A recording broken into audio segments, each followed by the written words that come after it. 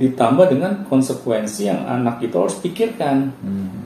Bahwa kalau kamu ulangi lagi, pasti akan ada akibatnya buat kamu.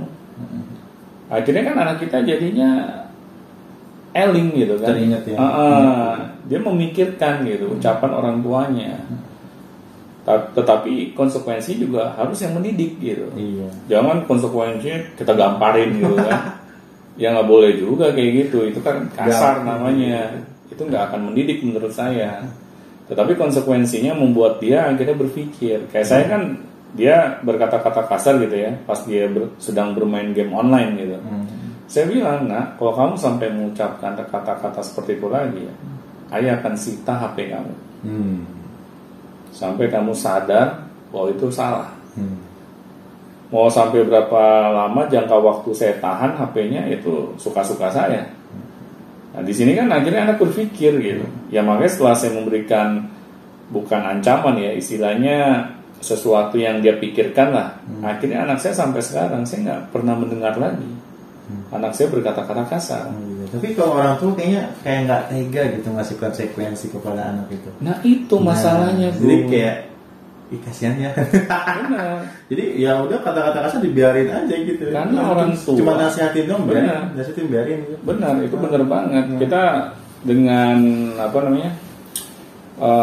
tidak mau memberikan konsekuensi dikarenakan kita ini kasihan, sayang sama anak. Iya.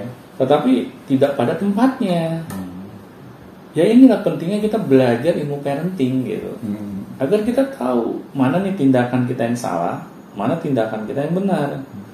Jadi kita tidak punya rasa ragu gitu dalam mendidik anak. Karena kan keraguan berawal dari keilmuan yang belum mapan ya. Ya itu. Jadi kita nggak tahu nih ilmunya, dia ragu. Benar. Jadi kita kayak maju mundur gitu dalam mendidik anak gitu kan. Padahal kalau ini kita teruskan pola-pola yang salah, akhirnya anak lah yang menjadi korbannya. Makanya saya selalu bilang kan ke orang tua, kalau kita memutuskan menjadi orang tua, ayo kita belajar menjadi orang tua. Jangan kita malu karena umur kita sudah tua, masa saya belajar lagi gitu kan. Ya memang ada gitu batasan umur gitu. Waktu Indonesia berhenti belajar misalnya.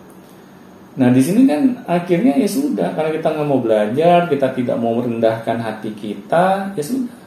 Kita akan selalu kalah dengan masalah.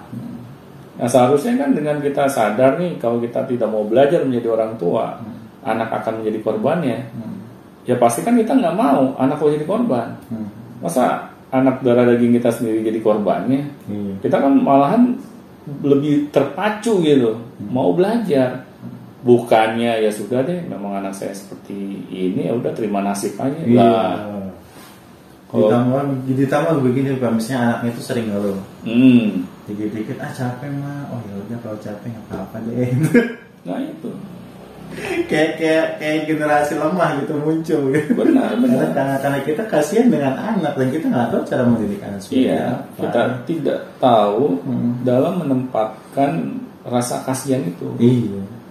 Akhirnya karena kita salah menempatkannya, anak yang selalu salah gaya gitu.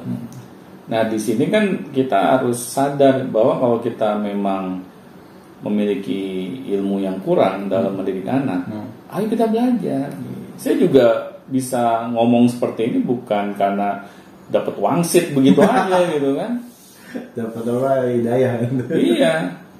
Saya kan juga berikhtiar gitu, berikhtiar untuk belajar. Saya ikut seminar, saya baca buku, saya belajar sama guru-guru parenting yang lain. Nah akhirnya kan dengan saya banyak menambah wawasan, akhirnya saya banyak peluru gitu. Ketika saya menghadapi masalah yang seperti ini, saya mesti ngapain sih? Akhirnya ada ide gitu kan untuk mengatasi masalah. Betul. Ini yang kita perlukan gitu. Makanya pentingnya sebagai orang tua harus belajar, yaitu kita akhirnya selalu berada di depan masalah, bukan di belakang masalah. Yang akhirnya masalah selalu berada di depan kita gitu. Dan kita bisa mempengaruhi anak lebih jelas. Jadi anak itu tidak terpengaruh oleh lingkungan yang kurang baik gitu. Kalau kita bisa mempengaruhi dia. Benar. Kan seharusnya sebagai orang tua itu, ketika kita tahu nih cara mempengaruhi anak, akhirnya ketika anak melakukan hal yang aneh-aneh, kita tidak cepat terbawa emosi gitu. Kita selalu tenang gitu dalam menghadapi anak gitu. Tetapi kalau kita tidak memiliki ilmunya, biasanya bawaannya emosi, gitu, marah-marah mulu gitu kan. Mana zaman sekarang udah makin canggih gimana? Benar, iya, zaman makin maju kita tetap mau belajar juga, iya. Bingung gitu. Bagaimana sih rasanya sebagai anak kalau sering dimarahin? Iya.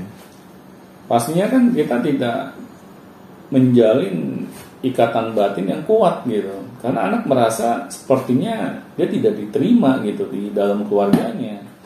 Nah makanya saya selalu bilang ke orang tua, dengan kita belajar ilmu parenting, kita bisa lebih mengontrol diri kita. Lebih tenang. Lebih tenang. Kita akhirnya pas anak berbuat sesuatu, kita tidak gampang mati gaya gitu kan. Kita selalu banyak ide gitu kan.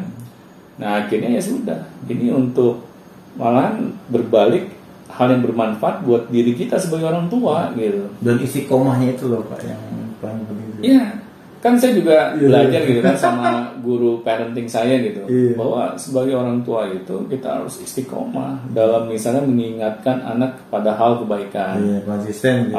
Konsisten. Kita jangan sampai kalah sama lingkungan. Apalagi kalah sama anak. Iya, kalah sama anak kan lucu gitu. Sekarang yang lebih dewasa nih diri kita sebagai orang tua apa anak kita sih? Iya, apalagi kayak gitu kan anak-anak. Anaknya tetap aja ngomong kasar, orang tua udah capek. Nah, kalau kita gampang capek, akhirnya ya sudah, anak merasa sebagai pemenangnya. Tetapi pemenang dalam hal yang negatif gitu. Nah ini yang saya selalu ingatkan gitu kepada orang tua. Marilah kita open mind gitu sebagai orang tua. Kita mau mendengarkan nasihat, kita mau membuka pikiran kita, kita mau belajar dari siapapun. Asal itu adalah hal yang bermanfaat bagi diri kita sebagai orang tua dalam mendidikan anak kita, sudah dengarkan. Kita jangan alergi gitu mendengarkan nasihat. Karena kalau kita merasa alergi, kita merasa tahu segalanya, akhirnya segala masukan yang positif untuk diri kita itu akan terpental begitu saja, Bung. Iya, kenapa sih nggak mau belajar tentang parenting? Apa sih masalahnya, Pak? Ya karena kita merasa sudah tua gitu. Iya, itu dong sih ya. Padahal kan kalau dipikir-pikir ya belajar itu ya sebenarnya mudah zaman sekarang, apalagi kayak gitu. Tapi kok ada aja gitu orang tua yang gitu, terus polanya gitu, terus mengikuti yang sudah-sudah gitu. Dan yang lebih parah lagi kalau orang tua baru mau belajar jadi orang tua, kalau dia dapat musibah duluan. Anak sudah intinya meninggalkan kita untuk selama-lamanya, baru kita sadar kita selama ini belum belajar menjadi orang tua. Itu penyesalan ya kalau anak kita baru berkata-kata kasar akibat pengaruh temannya, itu masih patut kita syukuri loh. Anak belum meninggalkan kita untuk selama-lamanya. Nah di sini jadi warning buat kita nih. Berarti ilmu kita nih banyak yang kurangnya nih. Kok anak sampai terpengaruh oleh lingkungan luarnya? Itu kenapa tuh? Nah, kita cari tahu gitu kan. Bukannya setelah menyalahkan lingkungan, keadaan kayak gitu, wah ini lingkungan yang salah. Mau hidup di mana?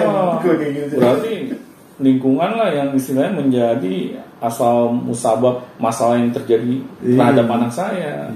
Saya nggak bisa disalahin. Nah akhirnya kan karena orang tua tidak mau membuka dirinya gitu kan, dengan masukan yang kepada dirinya, akhirnya ya sudah, anaklah yang selalu menjadi korbannya gitu. Karena kita sebagai orang tua sangat gampang sekali menyerah, Bu. Jadi kesimpulannya, kita sebagai orang tua selalu mau untuk belajar menjadi orang tua. Karena kalau kita tidak mau belajar, akhirnya kita akan selalu kalah dengan keadaan di luar diri kita. Baik, tetap belajar. Tetap belajar.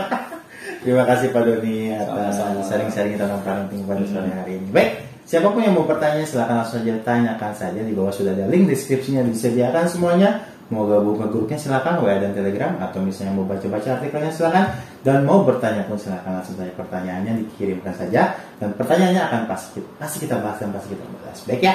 Terima kasih. Sampai jumpa di video selanjutnya. Sampai jumpa teman-teman.